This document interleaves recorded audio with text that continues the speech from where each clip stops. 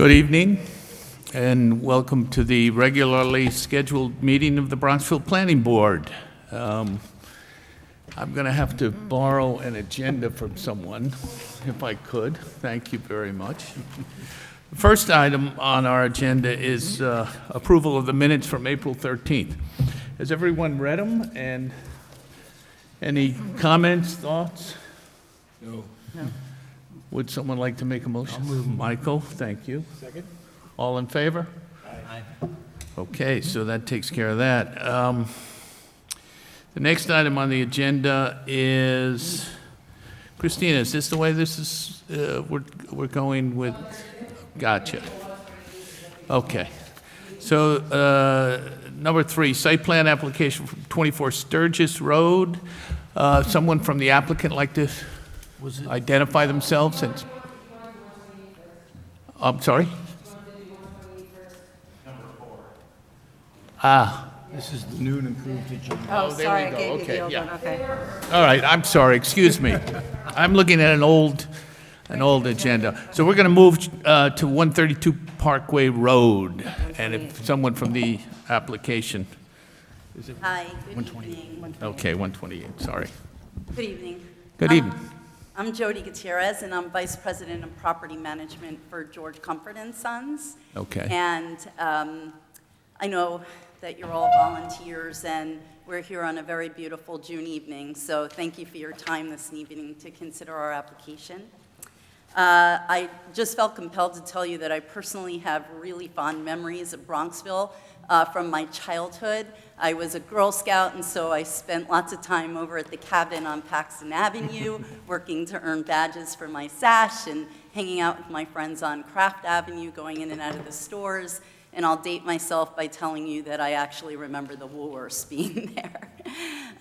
So about 20 years ago, one of the property managers at George Comfort and Sons announced that he was leaving, and so the company needed someone to take over handling a small portfolio of properties.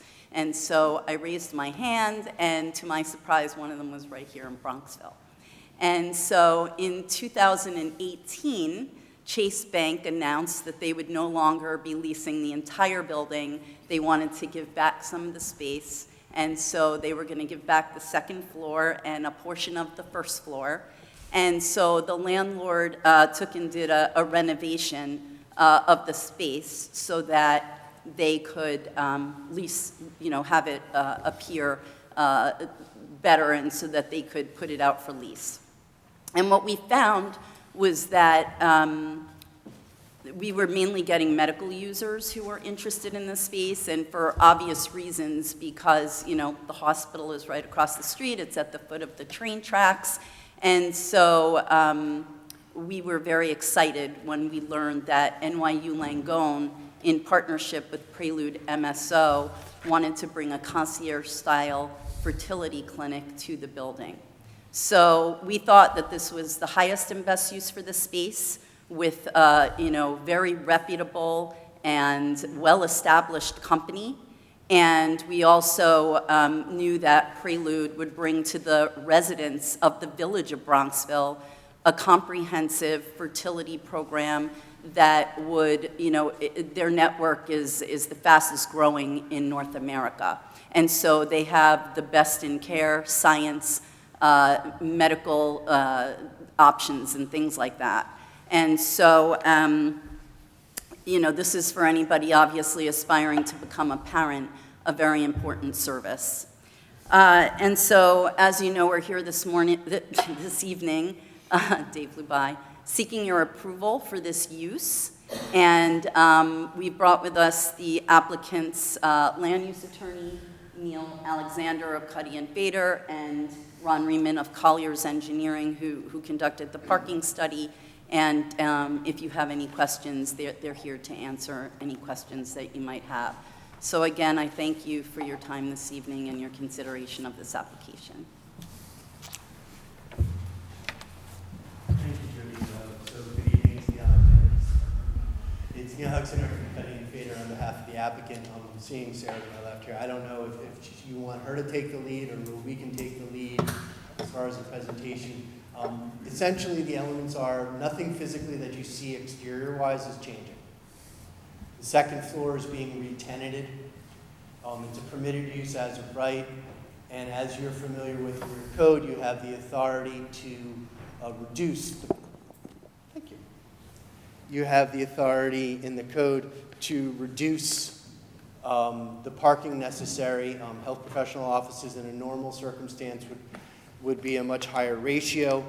We've written up for you both in the April presentation that we submitted to you as well as the supplemental in May, an explanation of how the Prelude network is unique as far as concierge in services and to be thought of differently than it's clearly not a clinic.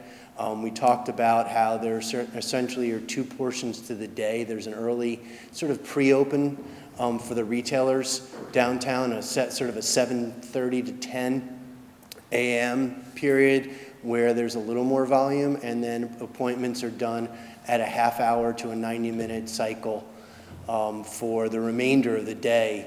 There's no weekend hours.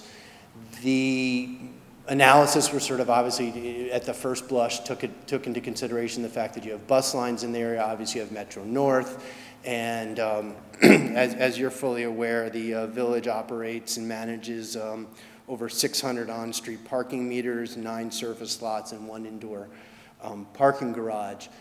We supplemented our submission with Collier's Engineering and Design, provided a full parking study. Ron Riemann from Collier's is here, and that was then peer-reviewed by Hardesty and Hanover, Michael Galante and Steve Cipolla, who are colleagues of Sarah's over there from the parking and traffic, and they had some additional questions, which led to another round of submission in May of materials from us, and then without putting words into Sarah's presentation, we viewed the most recent memo from Hardesty from June 2nd as essentially a sign-off on the parking question. So we're here to answer any questions. We turn it over to Sarah. We can get into any particulars you'd like, but that's the essence of the application, is to just essentially get a reduction in order to re-tenant the second floor. So the code requires 37 spots, correct? I believe that is correct, what we said in the parking study for health professional office. Right. And you're looking for how many, 19? Or We're looking for 13. 13 to 14 is what the parking study, 13 was what the parking study said.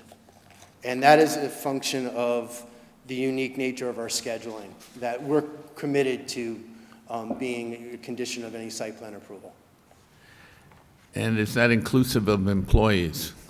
That does. So during as noted in there, during the higher volume morning, we don't have the same number of employees that are there, the lab technicians. So the first part of the morning, what happens is you have ultrasounds and blood work occurring, and what's really important also to think about is sort of the tiering and the dovetailing here, is that your retailers are not open, and also for most of that period, Chase Bank is not open either. As you know, we have 9 metered parking spaces right in front of us. There are about 35 parking spaces immediately to the north and the west of us, and then obviously there's the whole lot for the train station, some of which is hourly, some of which is merchant, and otherwise for commuters. So yes, that is correct. And as you know, your ratios as well, I think it would be 27 parking spaces to do straight office like the law firm that was there many, many decades ago. So this is, I think that's also an important factor as you sort of do the balancing here, is that the second floor was used for a long time, and then obviously Chase was leasing the entirety of the space, and now they're giving back the second floor. Questions? Or shall we? Why don't we listen? We've got a little more to come. Thank you. Thank you. Thank you very much. Paul, perhaps you could give us an overlay on the parking situation over there, the timing of the meters, the types of parking that could be found in the Parkway Road lot. The 9 spots that he references in front of the bank, are how long versus the ones on Parkway Road versus what's in the parking lot? I'll be honest, I'm not very well versed in that, but there is the Parkway lot, which I believe. You want to stand up and speak into the mic? That would be great, thanks. Well, I'll let you describe what you have. I believe that is parsed out to the apartments across the street, as well as some other uses. I'm not well versed on that part. Then there is the Maltby lot, which is down below. And then there's the Craft Avenue parking lot. Those would most typically be used to tenants for this use, Well, specifically out front, there are 9 parking spots. How long are those parking spots good for? I believe you're right in front of the Chase Bank. I believe those are 30 minutes. It's 30 minutes. Yeah, in the 30 minutes. submission. Yeah. No, I know that. Oh, okay. Just asking the Oh, question. And when we go into the Parkway Road lot, there's how many reserved spots and how many commuter parking, and what's for the general public? Or shall we wait and listen for Sarah? Sarah, do you possibly? Okay. Yeah. I guess what I'm driving at here is there's Neil, I think. there's a variety of parking around, different time periods, different types. There's merchant parking, there's reserved parking for the apartments, there's commuter parking, there's resident parking. And how does this impact for patient parking for people coming in, and how does it impact the bank? I mean, the bank opens at 9 o'clock, they're talking about 7:30 to 9, 10 o'clock. How is it going to overlap for the bank? The bank has 6 parking spots in the back behind the building, correct? Yeah, I believe so, yeah. The bakery across the street, she opens at 6 o'clock in the morning? Usually 7? 7. Yeah. Yeah. So I'm just trying to get a handle on it.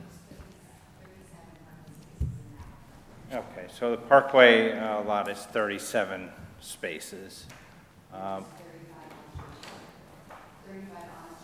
And then 35 on-street parking in that area. That would be along Parkway Road, I guess? Yeah, along Parkway Road. I guess the idea is that if the employees could park a little further away, perhaps a Maltby lot or something to that effect, then that helps to lessen the impact of all of the cars parking right in that, busy area. So maybe that's something Sarah could help us with, as well as, the applicant can describe what they propose to do. Thank you. All right, yeah. Sarah, from Hanover Hardesty, would you care to give us an overview? Good evening. So what we did for you is we looked at the applicant's parking analysis to make sure that it was accurate and that it had been correctly calculated, and that we agreed with their conclusions. So what we looked at, we do agree with their estimated usage of 13 to 14 spaces. I have it. So from 7 to 9 a.m., they're thinking they're going to need 14 spaces based on the number of doctors they have in staff at that time and those appointments. They're quicker appointments, not as long as the ones during the main part of the day. The 13 spaces that are needed from 9:30 to 5 p.m., they see, I believe, 2 to 3 patients an hour. So they're longer procedure times. It's not like a typical doctor's office where you would have a lot of turnover during that time. We looked at the regulations of the village, and it is correct, it would be 37 parking spaces for a medical office. If it were a standard office, like a lawyer or an architect, it would be 26 spaces. They're saying 13 to 14 spaces. The international traffic engineer's number is 19 spaces, so we're right in the same area. And what that looks at is a medical office of this type, with this type of staff and type of use and appointments. Is that an accurate number? That comes up with 19. We find that that's pretty accurate. You're really close to the 13 or 14, so we do agree. They went out and did an actual counting of available parking spaces. I believe they did that on April 27th, from 6:30 in the morning till 6:30 at night. We also went out on that day and just did some spot checks in the village at the same time and came up with similar results to what they were finding at that time. So we also think that their analysis of unoccupied versus occupied spaces is accurate. The only two recommendations that we would have, and this is after further thought and speaking to the village administrator and to Paul, about the parking in the village and the availability of spaces in the commuter lots. The applicant is proposing to purchase 4 spaces for use. If the village feels that that is a viable option for you, we would caution you to have that be conditioned to be used by employees, because that's your best chance of those spaces actually being utilized by the use, and not just, having a client that comes in at 10:30 and say, oh, you have to use one of these 4 spaces in the lot. They're going to park wherever they can. So we feel if you restrict it to employee parking, that will help with the situation. The other thing that we would consider, we know that by code they're required 37 spaces, but there is a provision in the zoning law that allows you to determine the number of spaces required.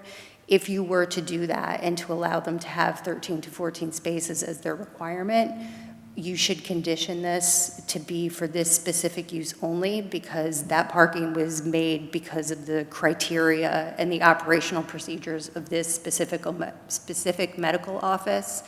And if another medical office were to come in, we feel that it should be reviewed by you beforehand, because a general practitioner's office would obviously operate very differently from this office. So. Sarah, Yes. a question.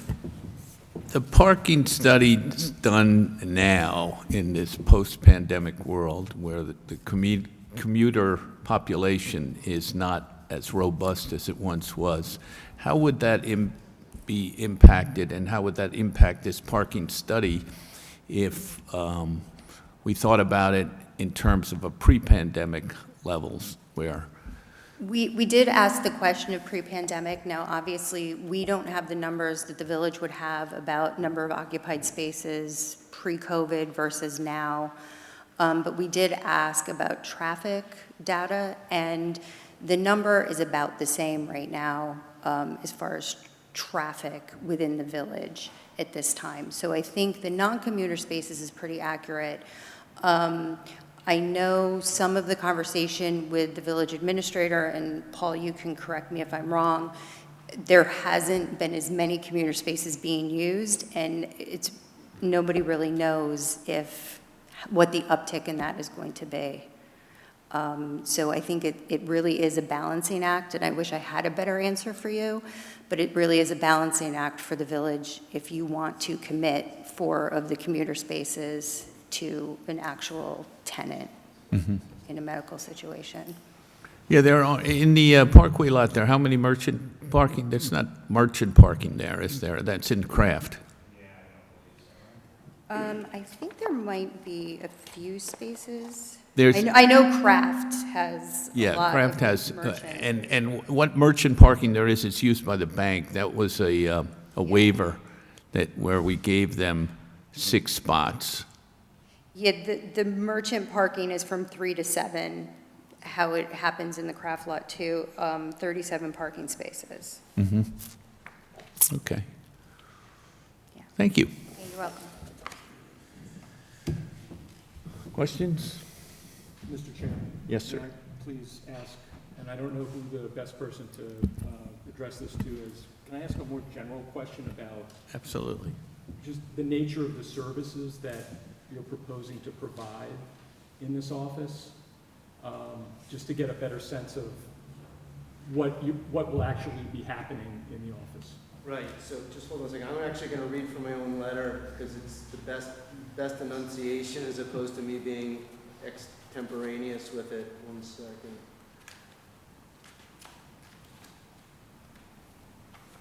So this goes back to the April 13th letter because we spent some time talking with Prelude. So a couple of things, and you're right, that I should have said earlier. So our build-out only has four rooms where you have 2 offices for the doctors themselves, sort of back office. There are 4 examination rooms, and then there's a lab area and then a reception area. And I think the layout, if I remember correctly, is Exhibit D. It's a rough layout in what we provided back on April 13th. So as you're getting at is sort of, what's the truth in this, right? I mean, I guess, are there going to be medical procedures being conducted in the office? So there's, Will medical waste be generated by the office that will need to be disposed of, that we need to consider? right, so great questions. So any medical waste would be contracted with a third party to be disposed of, not in the municipal system. So to the extent that there's biohazards and things like that, just, you do an injection, no different than if you did a COVID, right? A COVID shot for somebody, you have to take care of the sharps in an appropriate way. That would all occur with the appropriate contractor, would not go into the municipal system, whether it's for wastewater or for garbage. So that would just be done in the usual ordinary course. The morning hour, that morning early period, is essentially designed for, and the reason why it's quicker visits, it's blood work, it's MRIs and other kinds of scans of that sort, just to take a look at, that's not the right word, MRI. I meant to say ultrasounds, excuse me. To take a look at where gestation is and things of that, and what ovulation and obviously blood work is for levels relative to hormones, essentially.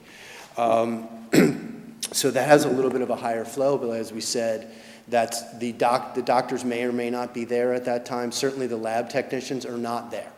They're coming in afterwards in that second phase, which is the predominant part of the day, where the longer appointments are occurring, and during the course of their day, they're processing the results of the ultrasound, the blood workup, and things of that site, of that nature, excuse me. And getting it ready for those things that have to go off-site to get further analysis, as opposed to what can be done on-site. Where that bright line is, I actually do not know the answer to that question. So will there be refrigeration equipment? I believe there will be just normal refrigeration. There's nothing, the build-out and fit-out we've had discussions with has not had anything extraordinary like that. Okay, so there aren't any major infrastructural changes in terms of The only one is an elevator. energy use or? No, there's no major upgrades expected for any of the utilities or any of the municipal connections. And you're not intending to put an MRI machine in there? I misspoke, correct, thank you. I was struggling for the word ultrasound, thank you. Yeah.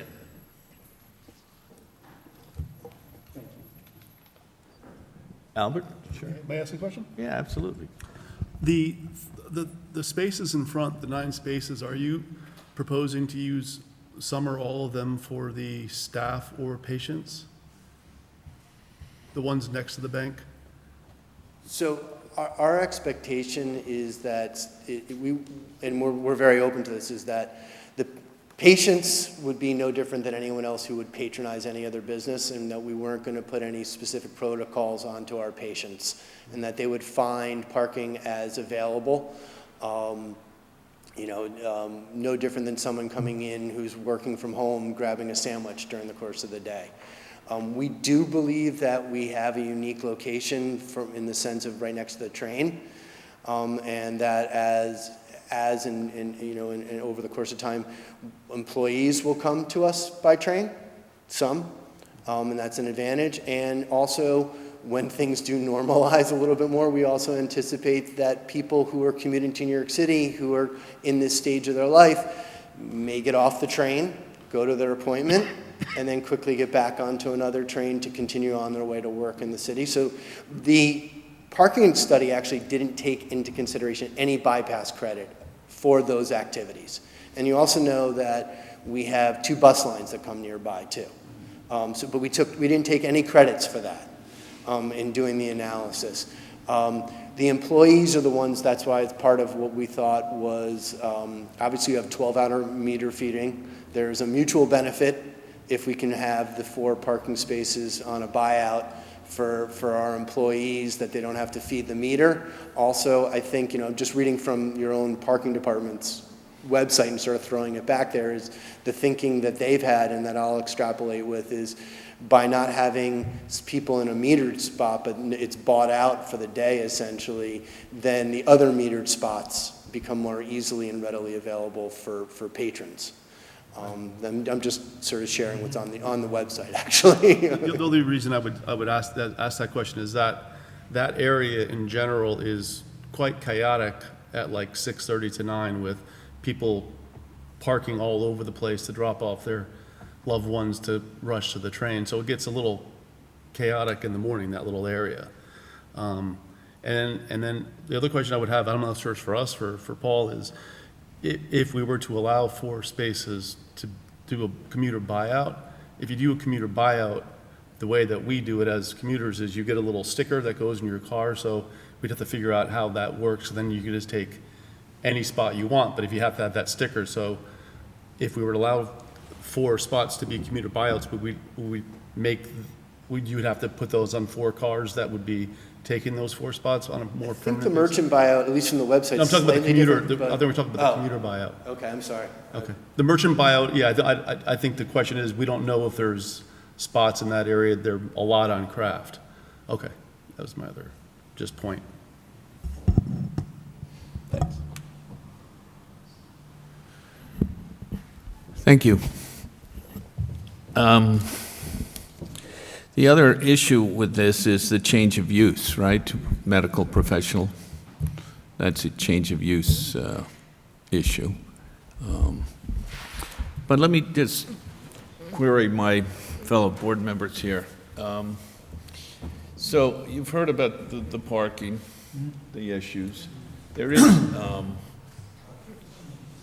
in the Parkway Road lot is at the moment underutilized. There are reserved spots along the fence. There's commuter parking, and there's just normal resident parking.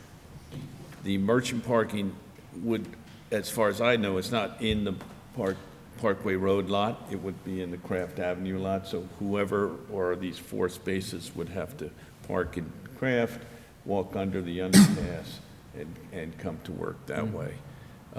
As far as the 9 spots in front of the bank, they're half hours. You can renew them up to an hour and a half, but they're 15 minutes a quarter, whatever it is, So if these consultations take 30 minutes or so, it takes, 5 minutes to get in and out of cars. It should be, it should be okay. I mean, I don't know what you guys think. To Albert's point, the sort of circular flow there, Yeah. gets very busy in the morning. It will get more busy, but, I would think that any use of that second floor, is going to require some parking. So this is one use, but if it weren't this, there would be another use that would be coming in. This one happens to be very heavy around the commuter time that Albert was referring to, but. And then how do we determine about the merchant parking? Like if we have that, if Parkway lot is underutilized, is there any way we can change put merchant parking? That's something we can work out with Yeah. village administrator. Right, and it is underutilized right now, we don't have, Yeah, it is, because, it's the most expensive lot in town. Okay. So, to I park mean, and why is it the most expensive lot in town? Because the people that want to get to the, like me, that want to get there and be 1 minute to the train, Yeah. you're right next to the train. Okay, Craft, you have to find a spot, and it takes you a while to get An to. extra 5 minutes or so. I forget the difference, but it's in the, it's on the village website. okay. And the Parkway Avenue lot, the village expended a fair amount of money on that and have yet to recoup it. Right. That's Well, another. do we have merchant parking available in Craft? We have merchant parking available on the Craft lot, yeah. Available, We yeah. do. Okay, yeah, And we can require them to buy the 4 spots in the Craft lot right. and for employees. And hey, a question I have, I had a question about doctors. How many doctors are going to be associated with this establishment? So it's only 2 doctors. There's only 2. Okay, thanks. And then also, we're open to Maltby if that's something you also want to entertain as well. Yeah, Maltby's down below. Yeah. So then you just climb up the That stairs. and Craft, it's kind of Yeah, equidistant. same idea, Yeah, right. If it's only 30 minutes for those 9, and these appointments might take a half hour, you have to walk up, I mean, is there a way we can make those an hour? I mean, 'cause if it was me going to a meeting, right, I'd feel sort of weird, like I'm gonna come down and get a ticket every time. If it takes a half hour, these meetings take about a half hour, and you never go into a doctor and go right into a room, at least for me. Maybe you guys have special privileges. But, I mean, I'm just worrying, you know, say I'm a patient and I'm going in for my half-hour meeting, Yeah. am I gonna be sitting there saying, doctor, hurry up, I got a Is 30 that minute? something the village would determine? Just a question. Well, Make it an hour? the parking spots are fluid from the village administrator's office. I think I think what the village would prefer would be people utilizing spots in the Parkway Road lot, rather than parking right in front of the building. The other. Especially right there. Yeah, especially right there. Yeah, That would also take care of your circle problem if they. Yep. Yeah. Makes more sense. well, if you may recall, some of you may recall that there never used to be parking during commuting hours in front of the bank. If you go back, they used to have that, you couldn't park there before 9 o'clock in the morning. And those 9 spots, because of the amount of traffic that was coming through and people being dropped off. Now, that's not the case now, but, you know, if it got hectic again, could be. But I think the issue that we need to address is, because I think there's adequate parking. I think the question for us is, where do we want it to be, in a sense? Do we want, if they're going to buy merchant spots, should they be obligated to buy it in Craft or Maltby? I don't know how many merchant spots are in Maltby, but that would take those 4. Then you've got, you're talking about 13 people coming, that's 9 spots, even if a couple of them, and by the way, the meter maids, or I should say the meter people, would quickly find out that this was a hot spot where they could give out tickets because people were running over by 5-10 minutes. Believe me, they learn it very quickly. Enforcement is efficient. Yes. And so we can deal with that issue. Just think about that for a second. The other thing is the change of use to a health professional. Now, that is in the village code. We can recommend that change and allow its use as a medical office. And the proximity to the hospital, and there are a number of medical offices already over by, what is that, over by the shoe repair guy? Yeah. Studio Arcade. Yes. I may be misapprehending something, in the Central Business District A, I have health professional office as a principally permitted use. Did I misread that? But we're changing this use. This was an office Oh, space. okay, so you do a change of, gotcha. everywhere is different as opposed to, I understand what you're saying, from a tenancy standpoint. Right, right. I'm not saying No, I understood now. we haven't voted on it yet, so will or will not, I can't tell you at the moment, but there is a difference. So anyway, with the parking, there's two ways to approach this so we can move on, because we've got other stuff to discuss. We can mandate the 4 merchant spots be purchased in craft, or if we can make a recommendation to the village administrator to provide 4 merchant spots in the Parkway lot. He doesn't have to do it. Or, either they do craft and Maltby, and then we try to steer people. They'll quickly learn that it's easier to park in the Parkway lot, if we have just normal, Could we leave that to the discretion of the village administrator? Yeah, I think we could, actually. Where they feel we have space to do it. Yeah, I think they're actually planning to put another kiosk there am I correct with that, Paul? Yeah. They want to put a kiosk so that you can get on-street parking, basically, in that lot. Okay. So, given all of that, I need someone to make a motion to approve this site plan for 128 Parkway Road, is that what it is? Thanks, Michael. For two, The pictures say 132. yeah, the pictures say 132, that's why I'm, Well, that is confusing. Yeah, the picture says 132 and the paperwork says 128.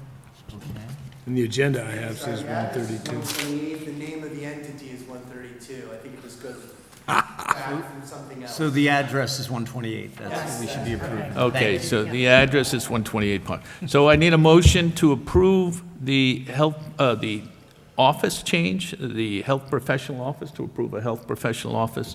And beyond that, I don't think we have to approve the parking, right? We just accept, excuse me, I stand corrected. We need to make part of the proposal the requirement that the applicant purchase 4 merchant parking in the craft or the Maltby lots.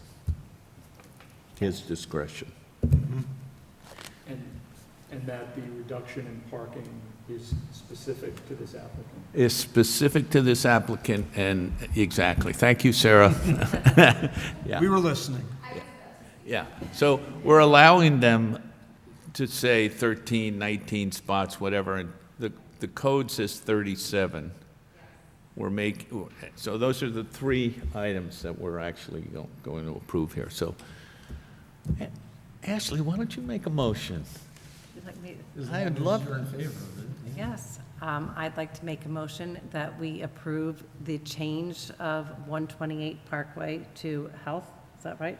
To health facility offices from bank, and that we recommend that the parking is, that they purchase 4 merchant parking spots, either in Maltby or in Craft, and all this parking is subject to this specific use. So the 19 spots or 13 spots, everything is done to this specific use for this specific tenant. Thank you. Right. Second? Jim, thanks. All in favor? Aye. Aye. Okay, thank you very much. Thank you. Good luck now. Thank you. Thank you, Sarah and Paul. Appreciate your help all the way through. The next item on the agenda is 24 Sturgis Road. Is there someone here from the applicant? Thanks. Just state your name and, Good evening. My name is John Downs, architect for additions and alterations to 24 Sturgis Road. I have some exhibits that I'd like to share with you.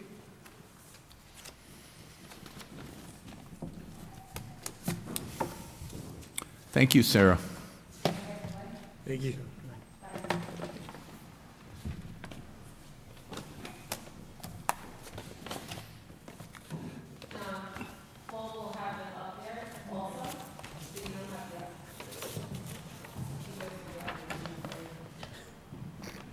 Especially like the Flintstone. So I am here before you because we are proposing additions to the floor area in excess of 30% of the existing, and I understand that requires site plan approval. We have further steps to take in that we are applying for a variance and will be appearing before the Zoning Board of Appeals. We have a pre-existing non-conforming building with regard to area and setbacks, as well as building coverage. The existing building coverage already exceeds the 22.5% allowed. We have a modest increase in that of about 30 square feet, which is triggering a variance. We also are making modifications to the building facade, and I'll explain why in a minute, but we have an existing bay window on the side of the house, which we'd like to remove, reduce, and slide over to accommodate its new position in the first floor plan. The existing bay window is actually closer to the property line than our proposed, but since it doesn't meet the 15-foot setback, we still have to get a variance for that. We also have proposed some facade improvements along Locust Lane. We're proposing to do a portico and a couple of dormers to spruce up the front, and we're also going to propose to clean up a rather unsightly area of stone wall adjacent to their garage area in hopes of being able to swing in and perhaps have a slight bit of extra parking adjacent to the garage. As you know, parking is not allowed in front yards. We have if this were a two wide car garage, that would be perfectly all right, but since it's a single, anything off to the side deemed as parking requires a variance, so we're applying for that as well. If we could scroll down, Paul, to the existing floor plans would be great. To the existing floor, first floor. So this house is organized in what is a very dysfunctional way for the way the Bruckers live. They have very little access and interaction with their backyard. You enter into a stair foyer. The kitchen is located at the front of the house, and we have a rather large formal living room that's disengaged from the backyard, a formal dining room which overlooks the backyard, and a sunroom addition that had been built as an addition over time, which is really functioning as a romper room for their toddlers. And they're finding that they're extremely cramped and have asked me to help them reorganize their plan and add some additional space to create a modern lifestyle with less formal space taking up too much square footage in the house and create more of an informal, large great room type space at the lower level. In conjunction with this, the second floor, we're reorganizing that. If we could scroll over, Paul. We currently have an existing 4-bedroom house. The master is located in this section off to the right with a large shed dormer, bathroom facing the street, and a closet, a reasonable room, 2 additional bedrooms sharing a hall bath, and a kind of a nanny's quarters, which is very, very small and squirrely, and you circulate through a bedroom to get to that room. We're proposing, as you'll see, when we do this addition, to relocate the master bathroom in that upper zone. Yeah, so this central mass is the proposed addition. We'd reorganize it so that this would be a a master bedroom with a masonry fireplace, a nice master bath and walk-in closet and kind of sitting areas with trade ceilings. And the reorganization of the balance of the space, we carved the existing master into 2 bedrooms and create a hall bath where there once was access into this bedroom. So anticipating that these 2 bedrooms would share this bath, we've created another bathroom here, which would be an ensuite bathroom for another child, and created a more user-friendly hallway that connects to an existing bedroom with bathroom in that area. So how this shakes out in terms of massing and building elevations, if we could scroll over to the elevations, that would be great. So, as you can see, the existing rear facade is kind of a hodgepodge of gable forms, shed elements, and elements that have really been added over time. And there's really no particular architectural distinction about the facade.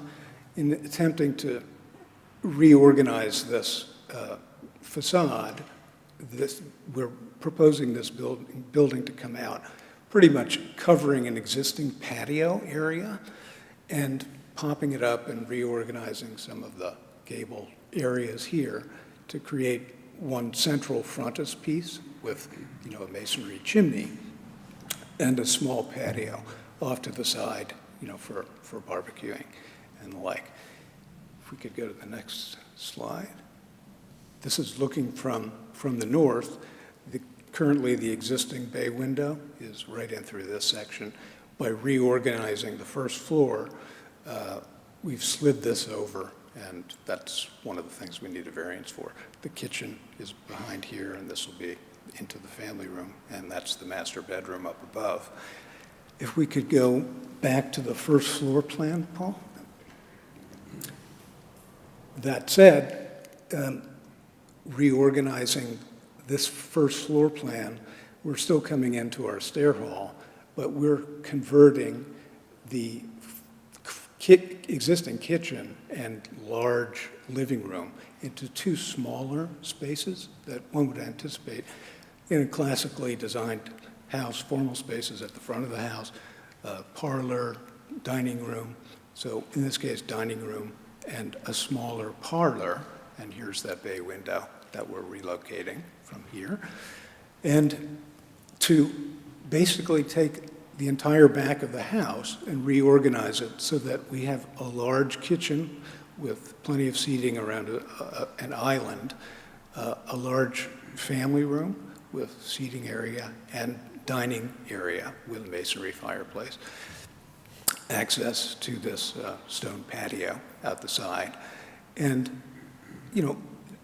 access to this dining room, which also would be flexible space for home office or what have you. We have created a new mudroom that you would enter from the existing garage, which would have some cubbies and a closet, and we're relocating a coat closet into this area for guests to hang their coats, and a small wet bar for staging, for servicing the formal dining room.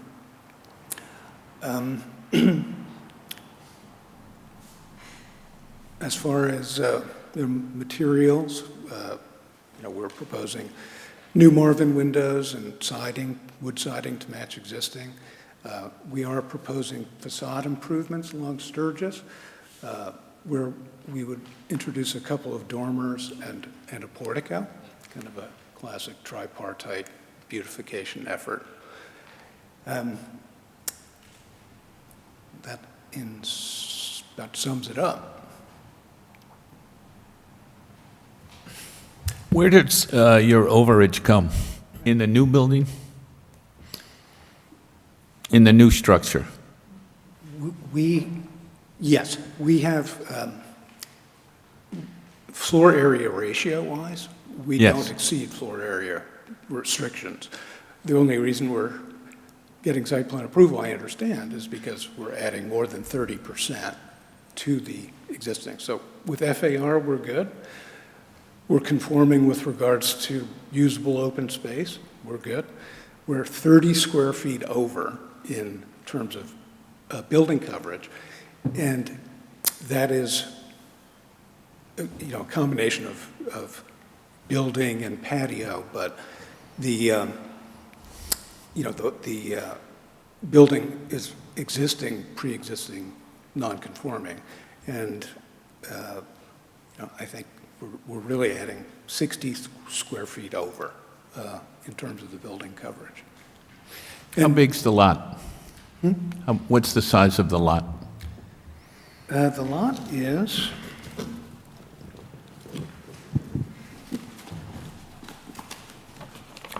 9,375 square feet. Okay.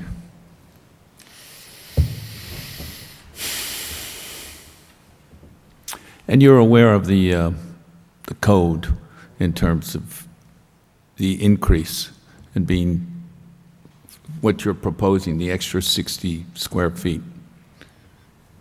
Yes, Thank you. we're allowed, yes.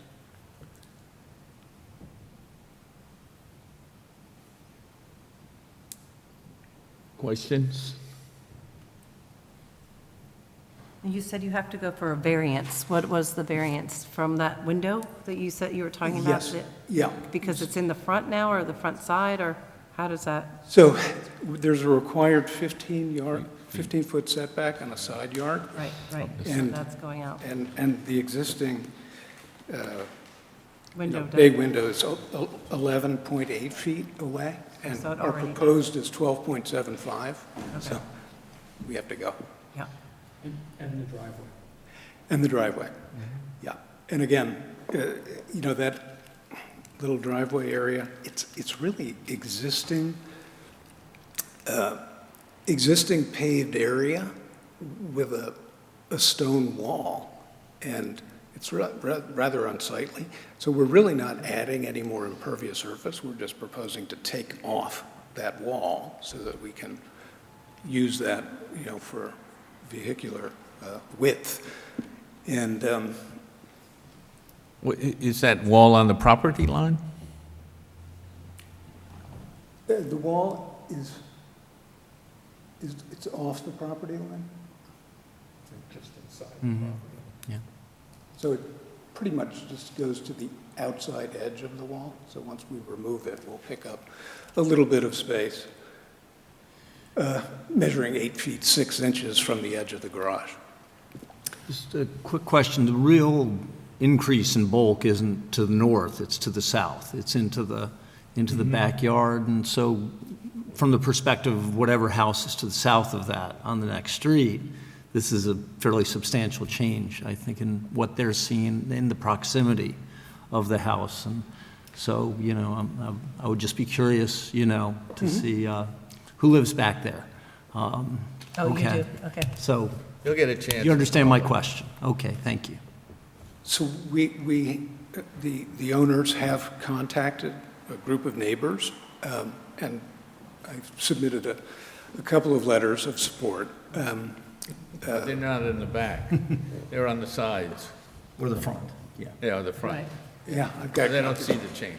Yeah. So I understand the neighbor in the back.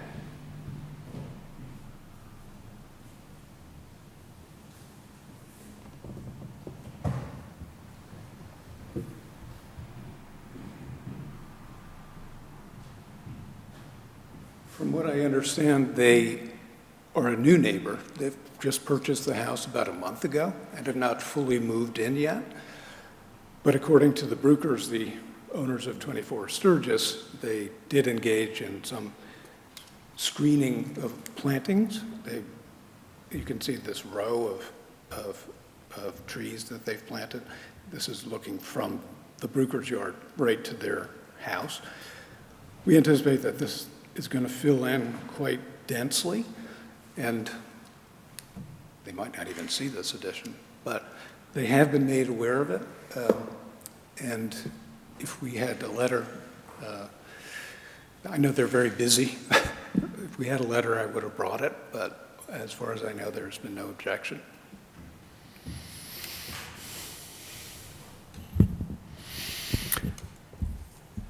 And you're proposing, what's the foundation going to be under this new structure? Well, we would like to build a full basement underneath it.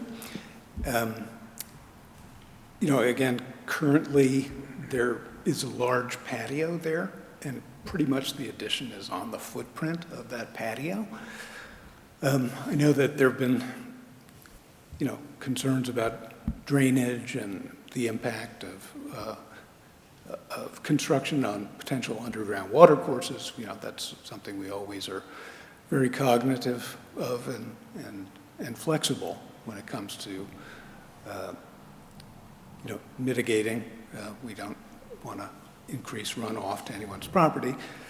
As per, you know, the building codes and the approval process from the building department, we have come up with a drainage plan for a dry well system to handle the roof leaders, and anticipate that building a full basement over a previously concrete, you know, oriented structure is not going to pose a problem to the water table. But you're on the side of a hill, so there's going to be runoff, right? There is, yeah, the runoff pattern is pretty much the same, you know, pre and post. It slopes down on the angle. In fact, you know, there probably would be a bit less runoff because there's the existing patio water is not being captured by gutters and leaders and detained in dry wells.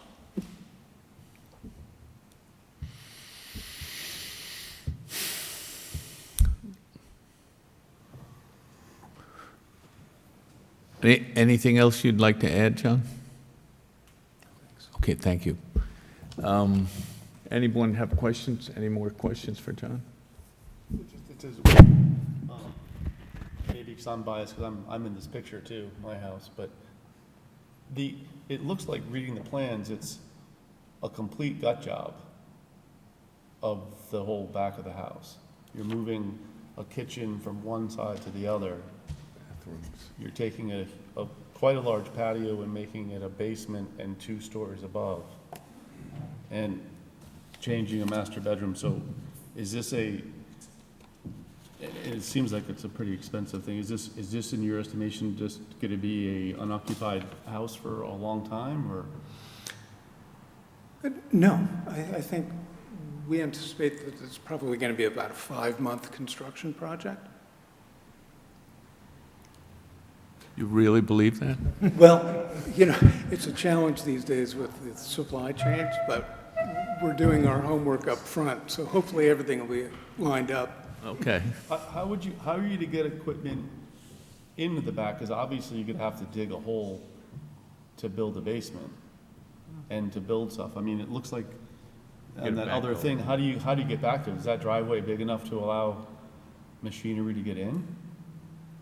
That, you know, from this picture, I thought was the best side.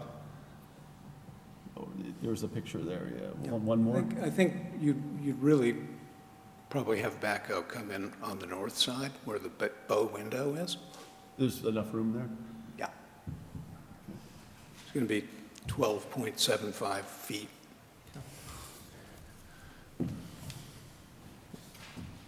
More questions? Thank you, John.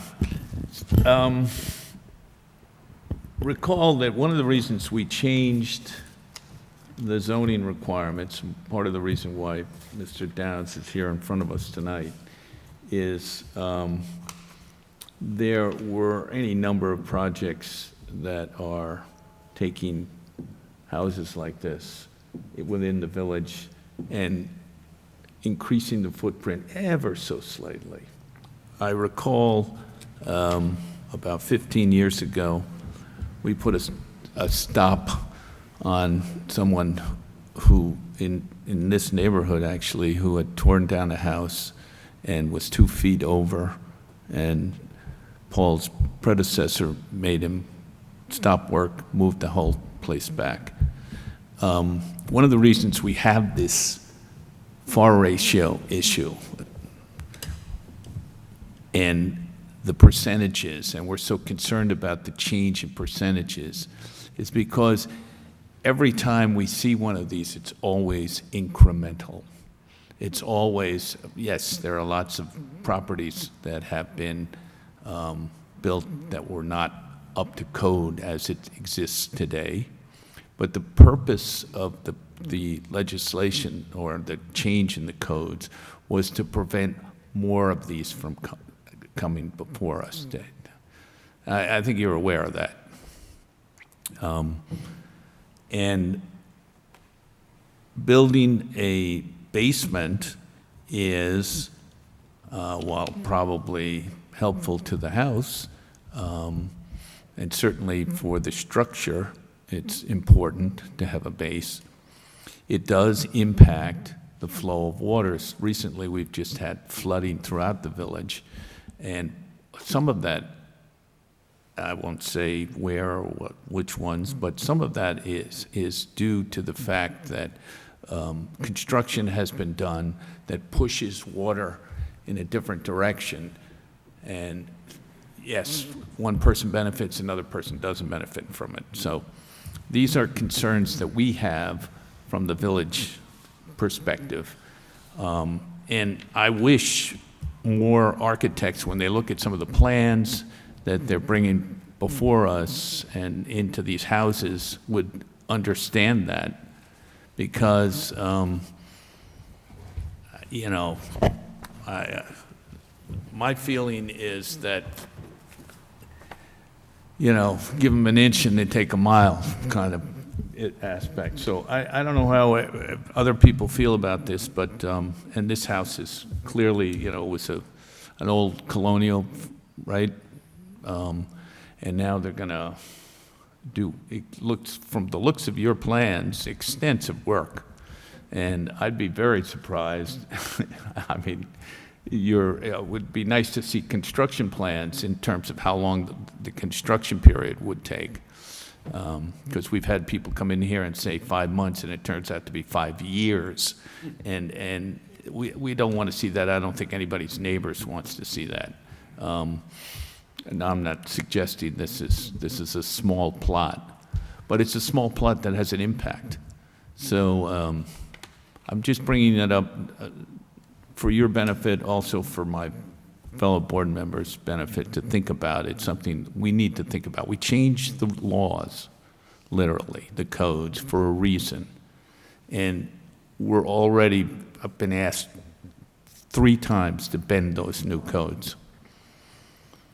And I'm not sure why we wrote the codes in the first place if we're going to break them every time somebody comes in with an extra 20 feet or 30 feet or 60 square feet or wants to do such and such. And I'm expressing my own opinion here. I'm one vote on this board. But, and I love your plans, John. You do great work.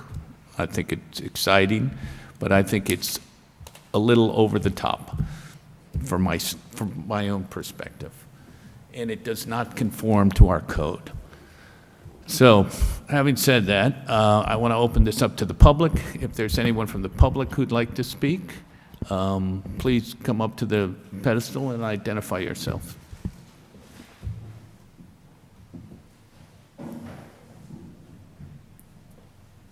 Good evening. My name is Richard Delaney. Thank you for giving me the opportunity to speak before you this evening. My wife and I, Katie, reside at 29 Locust Lane. We've been residents of Bronxville for 11 years. And we have a number of concerns about this project. Our property is catty-cornered to this property in this proposed modification, and our property sits about 10 feet below the grade of this property, there being a retaining wall on 2 sides of our property that goes up at least 10 feet in some locations. The Sunnybray area, which I believe most of you are aware of, is a development that was built in 1926 through 1927, 28. It's on a sloping grade.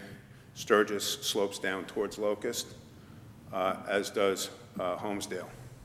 And there's drainage through the back of this property in question, 24 Sturgis, that runs along the back of, or side of our property and then goes into Locust Lane. There's, in fact, erosion along that area where there's a very large elm tree, and that's been ongoing. But our property, because it was designed in concert with all the other properties in the area at the same time by the same developer, has been spared. The people on the other side of Locust Lane have not been spared by multiple storms and have had massive flooding. And this wall, this retaining wall, is 100 years old. My house was built in 1927. This house is a George Root, the house in question, 24 Sturgis, is a George Root colonial. It was built in 1926, and it may look like a shed from the back, but George Root was a fairly well-regarded architect in this area. I have a number of concerns. The first is water, which I alluded to earlier. That being an environmental concern, there's absolutely no attempt on the part of the applicant to determine whether or not there's any underground streams. I know, in fact, that there are. I've seen the property in question a number of years ago, and there are, or I don't know about now, I haven't been there, but there were large boulders along the entire posterior part of the property because there is a drainage issue. And there is water that runs along the back of that property and along the side of my property and along the side or the back of the opposing property directly behind this property. It's a natural drainage, and as far as I know, no one in the Sunnybray area on our side of Locust has been adversely affected because it was designed that way at the same time that all the other houses were designed. This proposal advocates covering what is a patio by the applicant's criteria of 421 square feet, increasing that to 489 square feet. It's not just putting it on top of the patio, it's excavating an area 22 by usually 22 or more than that to probably 10 feet. I'm concerned about that because this addition is going to extend back to 34 feet from the property line. They're anticipating putting in a dry well, the reason being that there's known water problems there. This dry well is, I think, 8 by 4 by 2. It holds a couple hundred gallons. That's not going to do anything, and when it overflows, there's a pop-off valve that then is going to disperse the water throughout the remaining area. So the other thing that I think the committee or board needs to be aware of is that there's a grade that goes from Sturgis towards the back of this property exceeding 7.6%.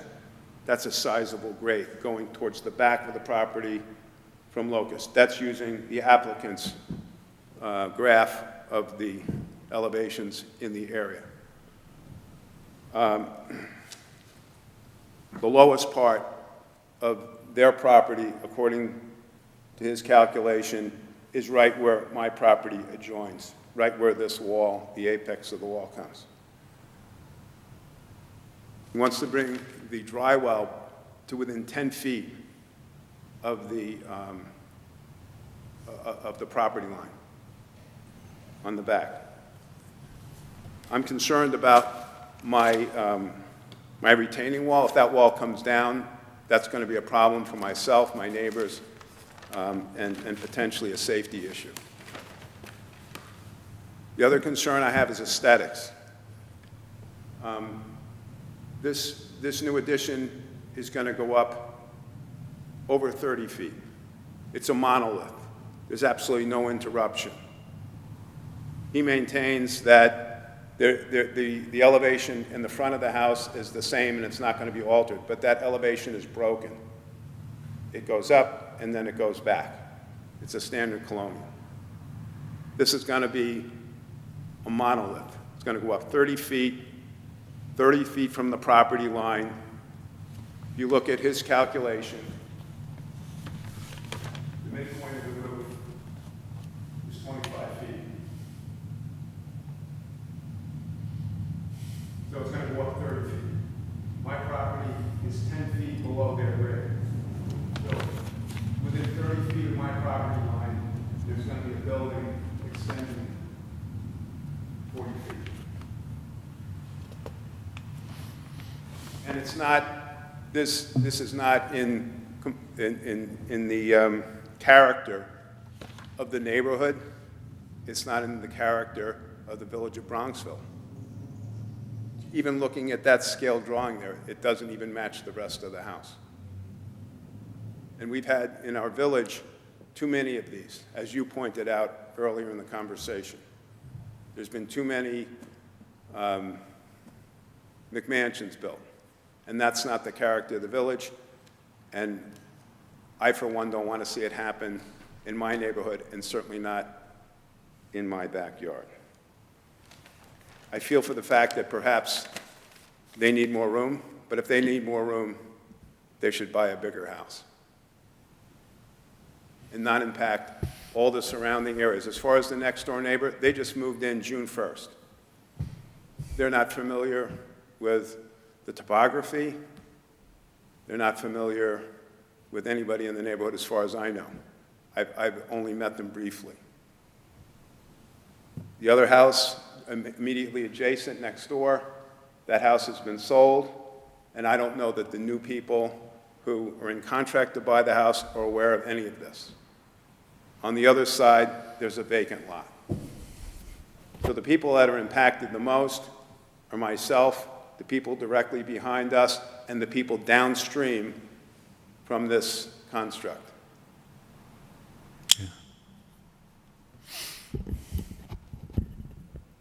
Thank you for giving me the opportunity to address the board this evening. Thank you, Mr. Delaney.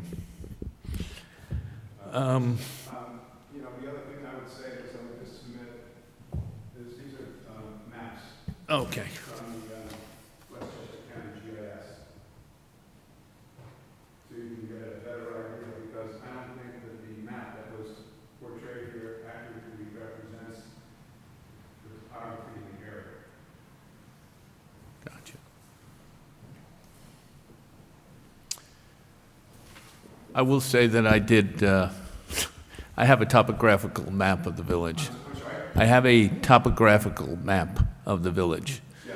And I've looked into that as well.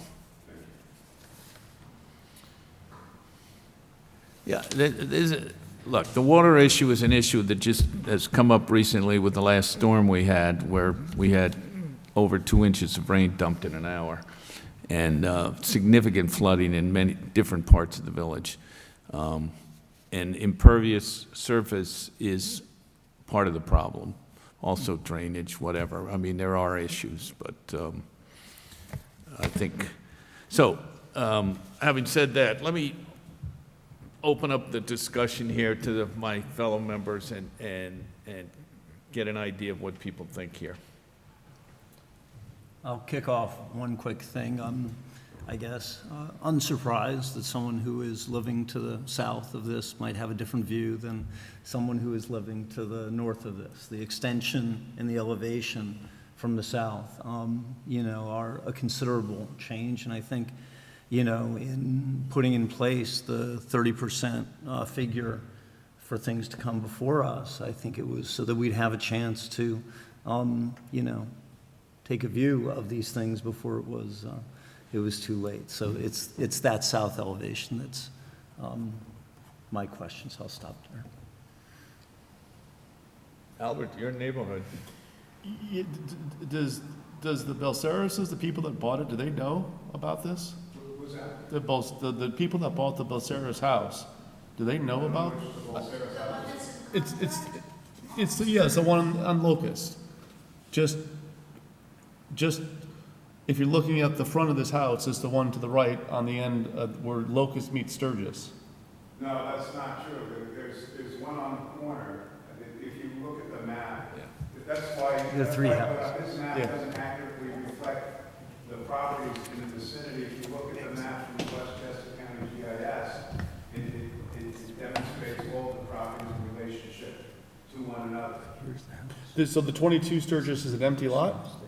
Well, there's an empty lot. Yeah, this that is, if you're facing this house from the street, looking at the facade, to the left is an empty. yeah, that's the Pytoshes. That's the same, that's next to my house. That's the, Pytoshes have a double lot and I have a double lot. So this lot is 125 feet by 75 feet. It's a very narrow lot. In addition, this house is built back in the street more than the house to the left of it. Yeah. So there's, this does not accurately reflect the topography here. To the left here, there's actually two homes. One right on the corner, and there's one in between. Yeah, the one on the corner is what I'm talking about, the Bells, that's the one that's sold, that's the one that's sold in December. And it's gonna, I think they're closing in June or something like that. Yeah, okay. Yeah, does the new owner, I mean, because the Balceroses are leaving, they're probably not gonna care. Do they know about this? They're concerned. Well, They're they're, concerned. and the people behind us that just moved between you and I Yes. barely know about this. I asked them today. Which one is that? This one? Well, were 21. letters sent out to the neighborhood? Yeah, I got one here, just, I mean, I got a letter, sir, the day before the. it just says, there's a meeting, that's all it says. You Right, can well, read they- the letter, it's not very helpful. To the website. Okay. Or, there's none of these plans are included, you have to go to the website, you have to go through various perturbations. Right. To get to the crux of the issue, which is all these plans. And none of these plans really have dimensions, they're not, as you pointed out earlier, they're not construction plans, they're just architectural diagrams, and you really have to make a lot of inferences. Right. You have to look at tiny print that says that the square footage based on his CAD shows that the patio is 421 square feet, and the new addition is 489 square feet. That's a little bit between 15 and 20% difference. It's fine. Use the empty. Mr. Delaney, if you wouldn't mind, I would love to have Mr. Downs respond, if that's okay. And thank you for what you've brought up here. That's, I think it's pertinent. Anyway, John, you had.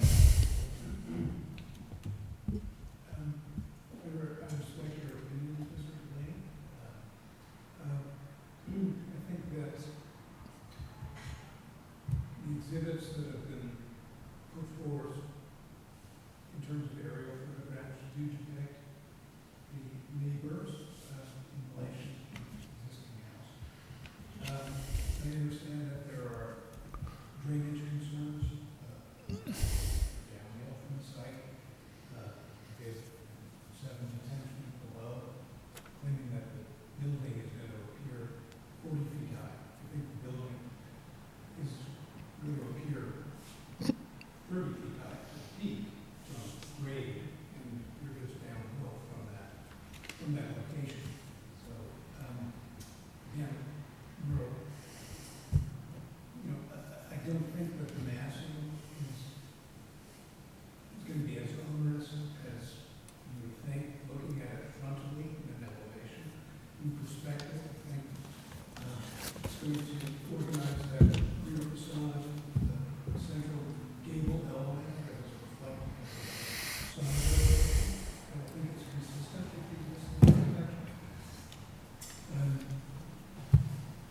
As far as drainage concerns, I've had a lot of experience in county with underwater water courses, and particularly on Sunny Bread, I'm very well aware of what you can discover when excavating. And Sunnybray was a creek, Yeah, I've studied. just to let you know. In my father's day, it was a creek. And we found it again. And we're flexible in terms of, excavating and responding with either a lesser footprint downwards if necessary. We've entertained doing a crawl space. At one point, it became terribly evident that it was saturating the water. We didn't consider piles and a slab construction to not disturb any of the water course underneath. It was suggested by the DRC that perhaps, we could do some borings to find out, which we'd be more than happy to do. Again, I view that really as a building department issue, as opposed to a zoning issue. It's a construction and drainage matter which we will address one way or the other. So it's not to impact neighbors. Mr. Downs, I would just like to say that the building department basically is an adjunct of the village, but it kind of reports to the planning board. We have oversight of what they do or don't do. I hear it all the time. So to just say that you're going to go back to Mr. Taft and he'll approve this, that, or the next thing is, that's not what we're here for tonight. Okay? Just to understand that. Thank you. I think we've heard enough here. So the issues we have before us are, we changed the village codes. Do we want to adhere to the village codes, or are we going to make exceptions? Another exception. I'm not saying we've made one before, but I'm just saying. And this is a,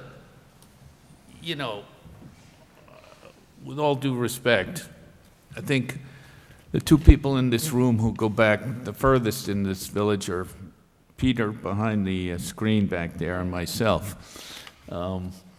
And my goal is protecting the village, not for the next year or 2 or 5 years. I would think in 50-year increments, because if we continue to allow people to incrementally extend these small houses so that they become inaccessible to the starter home population, that affects the demographic within the village, and it affects the overall health and life of the village. And that's my opinion, and I'd love to hear what others have to say. Well, is the exception here that we're talking about is just, it's 60 square feet? Is that, Isn't it the 30%, exceeding the 30%? But that but comes by out how to much? 60. By 60 square feet? 60 square But feet. that's not, you're building a 2-story building with a basement, that's more than 60 square feet. Well, no, that's I mean, what, you're that's what talking I'm the saying. footprint. What are we, like, what are they allowed to do versus, like, right now? The exception to our rule. It's more than 60. It because sounds like it's got to be more than 60. If it's 35% versus 30%, Yeah. and this isn't higher math, but you're starting with 2,700 square feet, then what you have is about, I think, 140 or so extra square feet that you put onto this. Doesn't it go To from get- 2468 to 3254 in C1? Isn't that how I read it? 2660 to 3604. Right, it was more like 2,700 square feet. My point being, if the expansion had been kept to 30% or less, we wouldn't be here. Is that correct? Yes. And so the choice to go over the 30% is why it's before us. Yes. Zoning's a separate matter. Correct. But, yeah. So the choice was to go over 30%. Correct. And there's also the That's why we're issue, here. I mean, if we really wanted to be stinkers, we could always order an EIS report on the underground water, given the nature of the neighborhood and the underground streams and whatnot. I don't think that's appropriate here, but it's a possibility that I want these people to be aware of. But I think Michael hit the nail on the head here. The main issue is the overage, and if this, I mean, architectural plans, architects are in the business of changing plans all the time to meet requirements that they're forced to meet, right? Am I wrong in that? And so I don't know how anybody else want to say anything? I'm talking too much, so I want other people, I want to hear your opinion, Larry. I'm concerned about, as you might have seen from the DRC minutes, there were two main issues arising out of the DRC meeting were the drainage and water issues and the massing of the rear, and which we've talked about tonight. So I think on the water issues, we're on notice that water is an issue in that part of the village.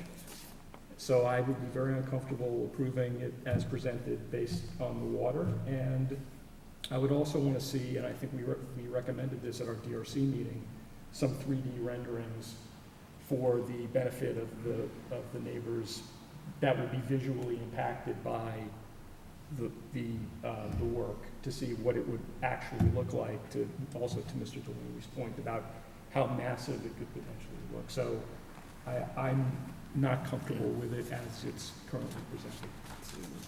James? Yeah, most of the changes are not material. In fact, the setback is improved, but when you get to the floor area, it's a substantial increase and all in one direction. And I think that what you're mentioning about the design review committee worrying about the massing in that one area seems a legitimate concern. The water, I mean, it seems better to have dry wells and leaders than to have just an open surface, and it sounds like the underground water might be dealt with, but I think the one issue that I have trouble with is the same one that's been mentioned, which is the prow of the ship that's sailing towards the neighbors. Albert? You want to captain this ship a little bit? Well, given, that's my house right there, I do, and I'm above, so I'm not gonna be affected by the drainage, but I do look at it, I just think it's a large project. And I think it's gorgeous what you've done. Yeah. I mean, I would love this house, I agree. too, so would you. I just think it's a lot, and I wish it wasn't so big. And I am a little concerned that the people that bought between the Delaney's and the Van Ness's they're just moving in the 14th.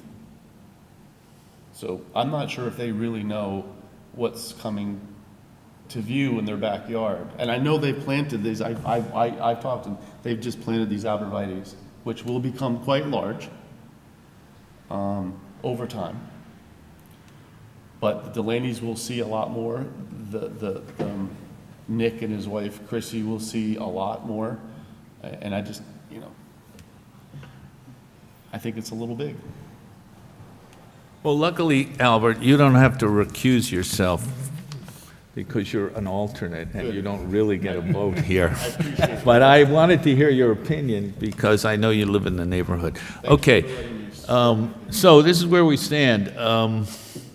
Given the concerns of the board, of different members of the board, and we've heard from you, Ashley, did I give you a chance to reiterate or say what you wanted to say? Well, a little bit, but I do think that improving homes that are, not proper, they're not working for families is a good thing for a neighborhood. It helps, increase people's real estate values as well, and we want houses to be renovated and come up to code and be, better. But if it's something that is, not meeting our codes and going above and beyond, I think there's a problem with that too. So getting to be too big on the property. So, Mr. Downs, given the tenor of the comments, what is the possibility of your scaling back these plans to meet our codes and coming back before us? Perhaps we can make room for you in July. We have a big plate in July, but I'm just, I'm trying to be accommodative if I can, but I think your plans as presented are not going to pass muster with this board. It doesn't sound to me like that. I haven't brought it to a vote yet, but, so I would caution you to sort of go back to the drawing board, if you will. I agree with what Ashley has to say. I really support the fact that people want to renovate their houses and update them and do all kinds of things. But I do think that it's important that they stay within character and be cognizant of their neighbors. So we can vote on this and we can vote the whole thing down, or you could come back to us with a plan that's within, Now, the problem you're going to have is our July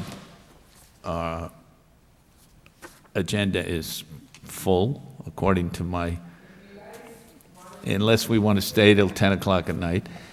We don't meet in August. You wouldn't have a chance to come back to it, because I don't know if you could redraw plans in a short period of time and get them out to us and have, the back and forth and stuff, which means you're looking at September.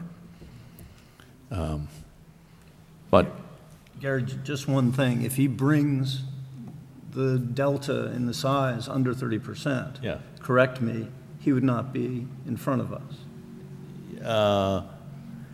yeah, no, he meets the height requirements, right? The height restrictions within the village. So would he just be going to zoning at that point? No, because we'd still have to look at the plans. Got it. Okay. Well, I think the two issues for zoning were the bay window Right. and the driveway. Mm-hmm. Right, so I guess in theory, if you didn't go over the That's my question. percentage limit, and you didn't have an issue that triggered the zoning review, that you'd just be dealing with Paul, right? I mean,